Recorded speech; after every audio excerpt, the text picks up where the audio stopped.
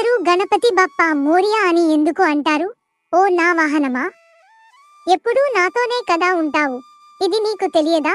నాకే కాదు స్వామి, మీ భక్తులకు కూడా చాలా మందికి తెలియదు. చెప్పండి ప్రభూ. సరే నా చిన్నెలుక, చెబుతా విను. 14వ శతాబ్దంలో మోరియా గోసావి అనే నా భక్తుడు నా కోసం ఘోర తపస్సు చేశాడు. అతని భక్తిని మెచ్చి నేను అతని కలలో ప్రత్యక్షమై ఏదైనా వరం కోరుకోమని చెప్పాను. ఎలాంటి వరం కోరుకున్నాడు ప్రభు? ధనమా, ధాన్యమా? అవేమీ కాదు నా చిట్టి ఎలుక. అతను నాతో ఏమన్నాడు అంటే, మిమ్మల్ని భక్తితో నాలా పూజిస్తే కనుకరిస్తారు అని అందరికీ తెలియాలి. అందుకే ఏ మానవుడైన మిమ్మల్ని తలుచుకునేటప్పుడు నా పేరు కూడా తలుచుకోవాలి అని నా వద్ద వరం కోరాడు.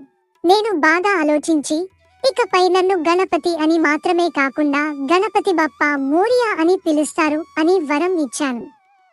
స్వామి, అసలు మోరియా అనే పదాన్ని